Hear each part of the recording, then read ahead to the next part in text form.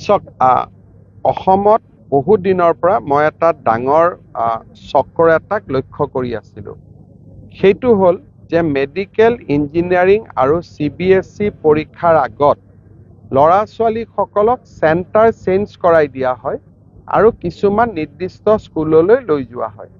গোৱালপাৰা, নগাঁও, কামৰূপ জিলাৰ 247 গৰাকী ষ্টুডেণ্টক CBSE পৰীক্ষাত 30 নম্বৰকৈ অধিক নম্বৰ দিয়াৰ প্ৰতিশ্ৰুতি দি এখেতসকলক বৰাক উপত্যকাৰ পাথাৰকান্দিলৈ লৈ যোৱা হৈছিলে। পিছত যেতিয়া তাতে সুবিধা নাপালে, ল'ৰা ছোৱালীখিনিয়ে হুলস্থুল কৰিলে, লাহে লাহে গোটেই চক্ৰটো পোহৰলৈ আহিছে। আৰু এইটো CBSEতে সীমাবদ্ধ নাথাকে, এইটো মেডিকেল এণ্ট্ৰেন্স পৰীক্ষাটো চলি থকা ডাঙৰ এটা ফ্ৰড এটা আমাৰ সন্মুখলৈ আহিব। মই আগতে কৈ আছোঁ যে এই মানুহজন বহুত ডাঙৰ ফ্ৰড হয়। His history is all about fraud. আমাৰ অসমৰ কিছুমান বুদ্ধিজীৱীক তেওঁ নিজৰ অধীনলৈ লৈ আহি এটা মানুহক বিপথে পৰিচালিত কৰাৰ প্ৰচেষ্টা ইমান দিনে চলাই আছিলে। লাহে লাহে কথাবোৰ ধৰাত পৰিব। অসমত যাতে এডুকেশ্যনটোক এখন বজাৰলৈ ৰূপান্তৰ কৰা নহয়, তাৰ বাবে আমি প্ৰচেষ্টা কৰি থাকিম। ইউনিভাৰ্চিটিত এটা ডাঙৰ সমস্যা যে মানুহে PhD ডিগ্ৰী লৈ আছে, কাম কৰা মানুহ, কিন্তু কাম কৰা মানুহজনে ছুটি লোৱা নাই। তাৰমানে কাম আৰু PhD দুটাই কেনেকৈ একেলগে হ'ব পাৰে? গতিকে লাহে লাহে এই গোটেই ইনভেষ্টিগেশ্যনবিলাক খুলিব।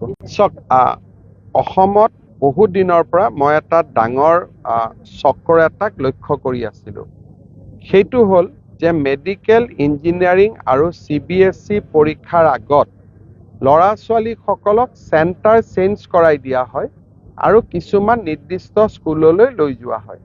গোৱালপাৰা, নগাঁও, কামৰূপ জিলাৰ 247 গৰাকী ষ্টুডেণ্টক CBSE পৰীক্ষাত 30 নম্বৰকৈ অধিক নম্বৰ দিয়াৰ প্ৰতিশ্ৰুতি দি এখেতসকলক বৰাক উপত্যকাৰ পাথাৰকান্দিলৈ লৈ যোৱা হৈছিলে।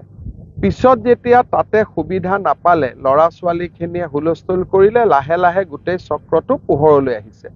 আৰু এইটো CBSEতে সীমাবদ্ধ নাথাকে, এইটো মেডিকেল এণ্ট্ৰেন্স পৰীক্ষাটো চলি থকা ডাঙৰ এটা ফ্ৰড এটা আমাৰ সন্মুখলৈ আহিব।